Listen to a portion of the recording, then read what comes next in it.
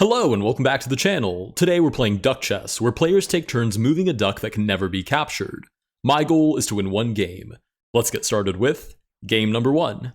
Alright, game number 1 we get the black pieces, paired against 1500 Lux, and we get e4 and duck to e6. Now, broadly speaking, I feel like the whole point of the duck is to stop whatever your opponent's plan is. In this case, the opponent decided I probably wanted to play e5, so they placed the duck on e6. I'm going to play a different developing move and drop the duck on e2, stopping 2 developing moves, so basically giving it right back to the opponent, trying to stop whatever I think their plan is. The other thing I remember about duck chess, if you would take a moment to imagine that the opponent has played 4-move mate, they've set up the queen on f3 and the bishop on c4, and were they to play queen takes f7 and try to deliver mate, I actually can play the illegal move king takes f7. Because even though it temporarily would put my king in check, I can drop the duck in between, and that would actually block the check, meaning that these sort of distance defenses don't work. They say in chat, "Are you the real one?" I sure am. This is going on YouTube. Good luck. We'll hit him with the trademark smiley face. I've also just realized that, as always, this is incorrectly cropped. But what is new? We'll go ahead and crop this correctly. There we go. We get knight to f3, duck to d6. I'd imagine I'm just going to continue developing, duck back to e2. I remember this became a meme the first time that I played it. It's just such a great square to drop off the duck. Stops the development of the bishop, depending on what your opponent's plan is, stops the development of the queen as well. Because the bishop can't develop, the king also can't castle. I mean, you're just hitting so many birds with the same stone. Literally. Well, I guess you'd be hitting their stones with your bird.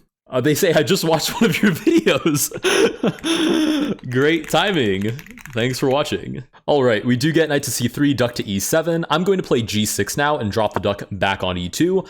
The idea is I want many different ways to potentially develop the bishop. That way the duck stops one or the other, but ultimately I will always have a way of developing.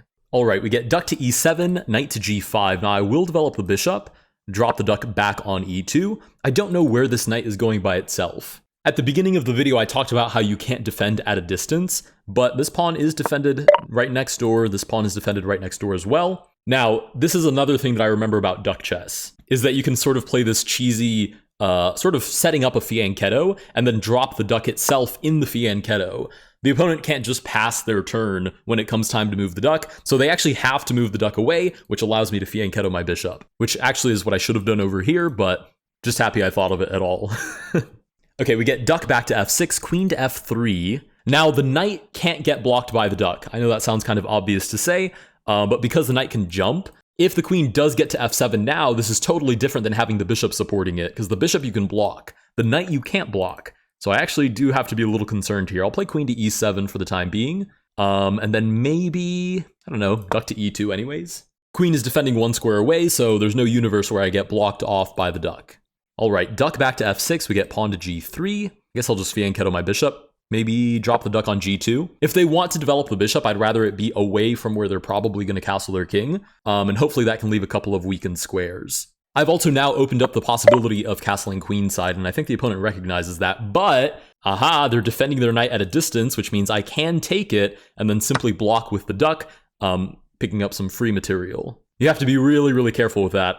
I mean, even towards the end of the game, you can be up an enormous amount of material and get savaged by a lone king who is just capturing pieces and then cutting off their defense if the defensive piece is at distance. Okay, we get pawn to h4, duck over. I can actually do the same thing again. I can take the bishop and then block the defending rook with the duck, puts the king in check. You have to be super careful with these ideas. If you see anything defended with even a single square in between the defending piece and the piece that's being defended, it's prime real estate for capturing free material. All right, we get castling. Again, this looks really creative, and it's a nice idea, trapping the queen, but the problem is, I mean, I guess I could just take on b2, but more interestingly, I guess, I can take the rook and then simply block with the duck. Again, the rook, even though it was an x-ray defense, meaning it was defending through my queen, its buddy rook, I can take that buddy rook and simply cut it off with the duck. I think for the next game, I'll probably put a rating restriction. I'm always scared to do that because then I almost always get paired up, and then they wipe the floor with me, but it's good content. So for the next game, I will set a rating restriction. Okay, queen to f4, they simply shuffle the duck over. They're going for c7, it seems, which I think I'm fine with. I'm just going to castle and protect c7. I don't really care that f7 is dropping. I'll move the duck over. Should they take on f7? Oh, wait, maybe I do care. I mean, I can develop the knight, but then I drop the bishop. Oh, I should have been way more careful there. Okay, then maybe I can just trade off the bishop for the knight. Oh, but that's so sketchy. I think it works, though. Very, very questionable, though. Maybe bishop to f6 also kind of works. They say, wait, you aren't the real one. I mean, I don't know what to tell you when you end up on YouTube anyways. I mean, I guess I can just tell them, this is tomorrow's video. Haha. Trust. Just trust. Queen shuffles over. I guess I'll just take on b2. And I guess I can move the knight, or rather the duck, anywhere. So I'll just move it to f6. I don't really want this queen any more in my business than she already is. I wonder if they really don't think that I'm the real one. Oh, his user is I really want checkmate. They didn't watch the face reveal. Oh, also I have to make this longer. Do you guys even care about the clock, or can I just make this enormous so you guys can read the entire conversation? It used to be watch my face reveal video. Okay, knight back to d1, duck drops in. I will offer a queen trade, and then I guess it really doesn't matter where I put the duck. I did know that this confusion would happen, where people would notice that my username on chess.com for a very long time was I really want checkmate, because I want checkmate was taken by somebody who hadn't been online in over 2 years. But for you to have somebody else's username, to have them forfeit it over, oh, I think they just clocked it. They have to actually be inactive for 3 years, which is crazy. But okay, anyways, that's my personal opinion. That being inactive for 3 years is insane. But anyways, I literally just waited out the months that were left over, and after the 3-year mark passed, I was actually able to get I Want Checkmate, which was the original name of the channel, so I was personally very happy about that. In any case, they say, oh my god. Yes! Oh my goodness. Okay, they don't have much time left on the clock. Also, this person keeps challenging me. I need to turn off challenges. We get pawn to e5. I think I can just... Why is my knight behind the pawn? I've never seen that. Wait, what if I do it again? Why is my knight behind the pawn? That's so freaky. Okay, but I can take, and then again, duck pretty much anywhere. Let me turn off challenges real quick. Please, please accept my friend invite. I will right after... Okay, they have 6 seconds on the clock. I mean, realistically, I could play just about anything and probably get away with the victory. We'll go ahead and slide back. I do also have to turn off challenges after this, because oh wait, and I need to keep making this bigger so you guys can actually read what's going on. I mean, at this point, the clock is hidden. The whole thing, just put it right here in the middle of everything. I guess you guys already read that, so we can slide that forwards. They have 5 seconds. We'll just play here, move the duck around. I'm getting a whole bunch of challenges. People have realized I'm online, and I think I enabled challenges for a collaboration video. I need to turn it off after this, because if not, the notifications are going to become really annoying. 2 seconds left, but they keep adding time to their clock. They are relentless. We will slowly push forward into the position, though. 2 seconds. They're just slamming down moves. Fair enough. Move the duck over. If they do trade everything off, this shouldn't be terribly difficult to transition into a victory. Pretty much play just about anything here, and it should be okay. Again, we're just converting, but we're up a lot of material, so it shouldn't be too difficult. I'm also going to keep the pressure on them, because if I can flag them, that would be a great victory. They notice that the duck is pinned to the king. I'm going to slowly crawl my pieces towards their king, and then we should run away with the victory. They do, in fact, flag, and with that, we do win our very first game. Let me go find them and accept their friend request. Bada bing, bada boom. Friend request has been accepted. GG's. I do, unfortunately, have to turn off challenges now. Okay, unfortunately, I have had to go and turn off challenges. For this next one, I'm actually going to set it to -50. So we will only get paired if the opponent is rated as much as, or rather, how do I phrase this? They have to be at least 50 points under my rating. So they have to be rated over 1650 approximately. So we should be in for a fun game. Shout out the last opponent if you're watching this video. Good game. I hope you enjoy the spotlight. All right. Holy cow! I told you whenever I do this, I get paired upwards. Oh my goodness. Okay, we get paired with 2700 elo Van. I mean, let's do our best. Let's just develop normally, try and stop them from developing normally. We'll go with the little fianchetto method, I think. That seems to be what they're getting up to as well. So we'll do a little fianchetto here, drop the duck on G2. 2700 elo. I mean, what are the odds this is just straight up the highest elo player in this variant? Like, I have to check after. I mean, it's possible they're not, because I'm pretty sure this is one of the variants that has, like, a very dedicated and strong player base. But I'm curious, because 2700, I mean, you've got to be kidding me.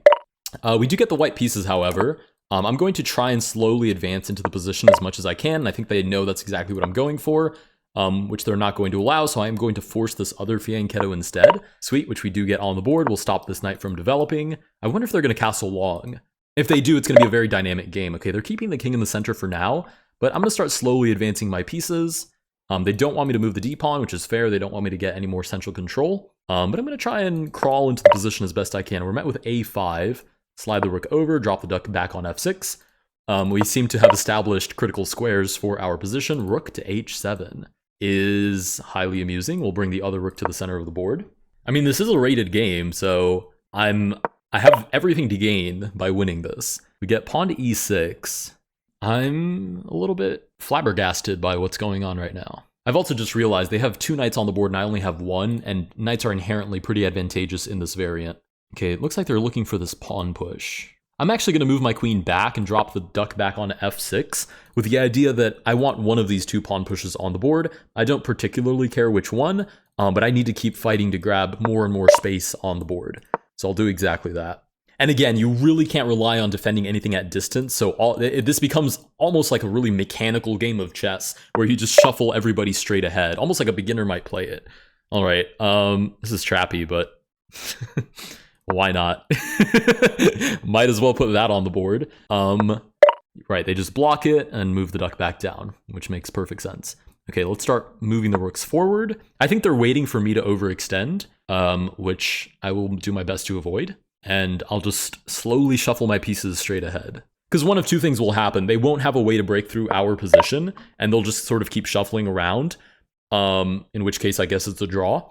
Or we'll learn something valuable from a 2700 on how to break through when you're playing with ducks. Okay, so maybe they're looking for b5 here. That looks really nice for me though, because then I have like, I don't know, e5 ideas look interesting. I'm not super sold on b5, I don't think. Plus I have like rook to a1, since the king is just hanging out in the middle of the board. So, okay, what to do? Maybe just double the rooks. Can't spend too much time overanalyzing either.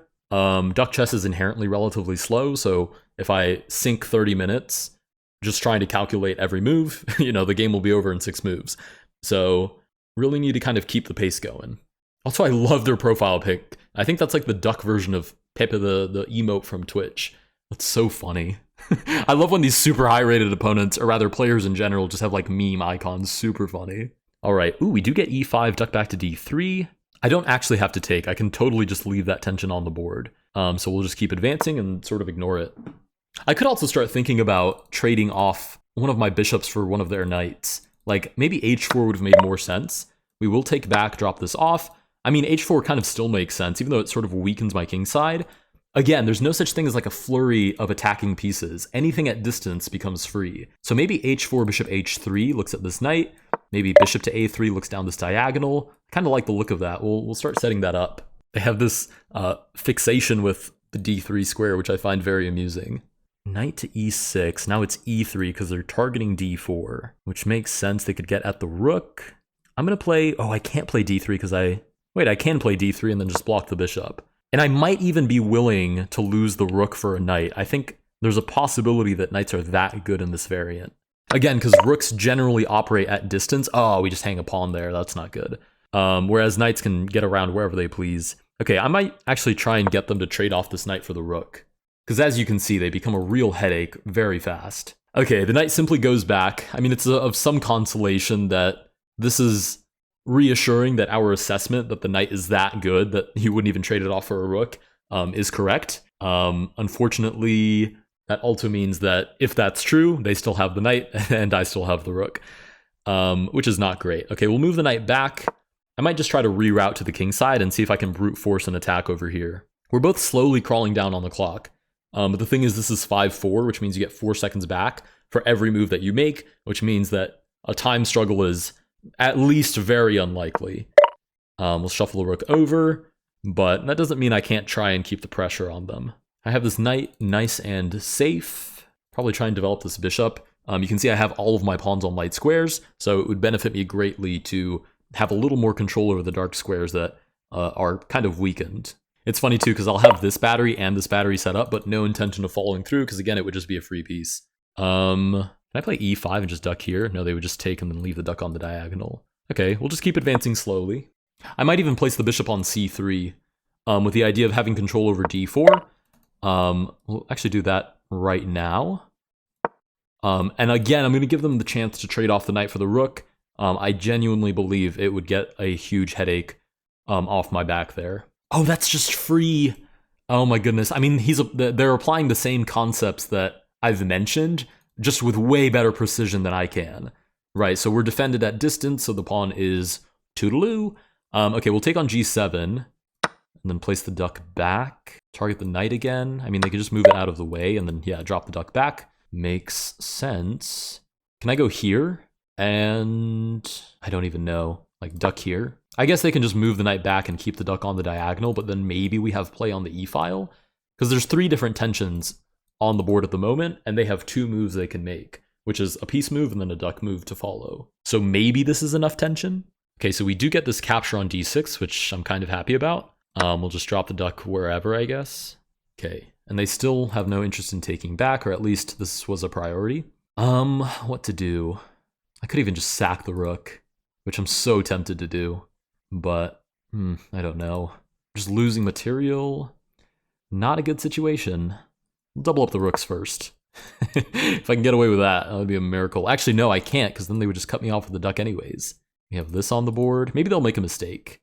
Maybe I can do something like this, put some pressure on the queen. f6 is kind of weak, so maybe rerouting the knight would make a lot of sense. I mean, I did say it was one of the stronger pieces, but mine isn't really getting involved in the attack at all, which seems suboptimal. They are almost down to a minute. I feel like I'm hyping myself up that there's going to be a time struggle when there might not be.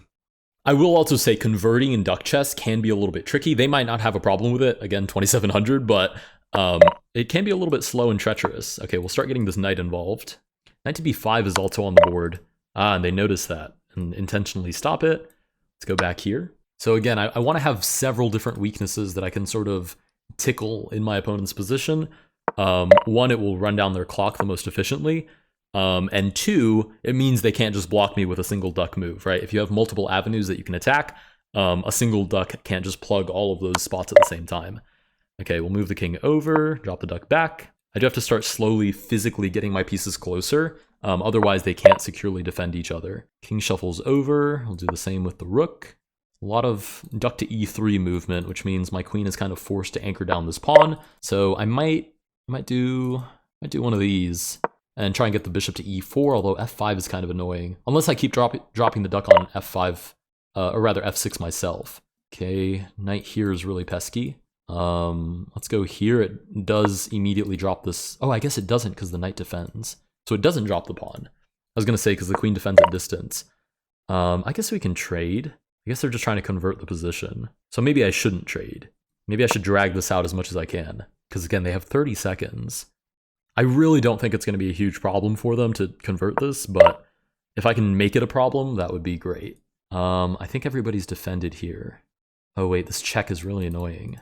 Okay, we'll go king to h2 first. Oh, I offered a queen trade, just completely inadvertently there. Okay, not the end of the world, not the end of the world. We'll go here. It kind of is the end of the world. As this position starts to liquidify itself, it does kind of eventually become the end of the world, but we'll try and hang on. Maybe we can get bishop d5. We need counterplay of some kind to just spawn into existence. I mean, desperately. Down to 20 seconds. All right, they're going to stop me from developing as best they can. Yep, and they're going to do it very effectively. We're going to try and force this so we can take on b6. I have to get into their position somehow, or else this is toast. Oh, but of course they're just going to block me with the duck.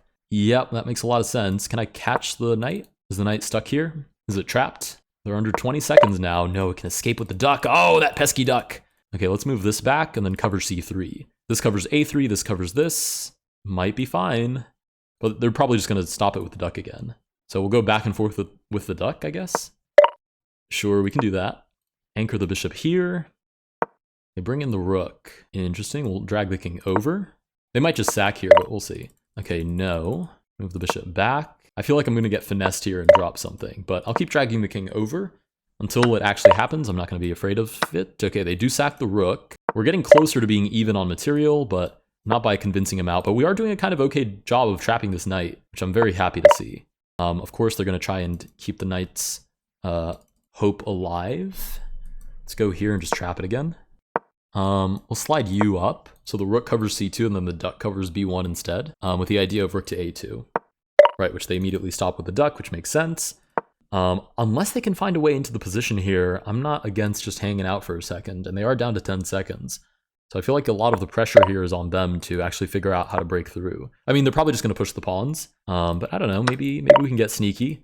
Ooh, they sack the rook again. That just got 10 times more interesting. I mean, I'm going to force them to come down to B1 if they want to escape. Right, I'll drag my king up as well. I mean, they can just stop me, but we'll do our best to complicate things. H4 holds down G5. Oh, they can simply take. Oh, that's pathetic. Okay, we'll slide over. Knight is still trapped unless it wants to come down to B1, and I'm targeting G6, which I don't think they can defend. They are now, again, under 10 seconds. Let's go here and here. I just need to have enough things that I can... Oh, I've been finessed! Oh, my rook is trapped now. Oh, no, this is so bad. Okay, H5 in hopes of creating some sort of weakness, and then G5 so they can't just push and give check. Oh, but my rook is trapped. I have to go, oh, maybe this? Maybe the rook can survive for a little bit? Maybe you'll be okay? I'll come grab these pawns. Oh, I totally sold there by... Oh, we totally got finessed into trapping our own rook, basically. Okay, we'll stop this pawn from advancing at least. We'll take and then stop it from advancing again. I feel like the time trouble has worked out in our favor, but it just wasn't even close to being enough. I mean, like I said, the increment is just large enough that it's just hard for it to make a huge difference. Man, and this rook is just... this rook sucks. This rook sucks on A2. Oh my goodness, yeah, we're just going to get slowly and methodically converted. We'll try and set up some funny business here, but, I mean, yeah, it's just... this is pretty much over. We'll try this. How do you get the rook out of there is the question. I don't know. Just keep shuffling around. Pawn pushes. There's just nothing I can do here. We'll try and stop the pawn from promoting. Yeah, but there's just nothing here. We'll go here, I guess. Can't promote because of the pin. Oh, of course you can promote. You just move the duck back. Oh, this is resignable. But I'm gonna. You know what? Let's give them a free rook. Give them a free rook, and then maybe they'll stalemate me.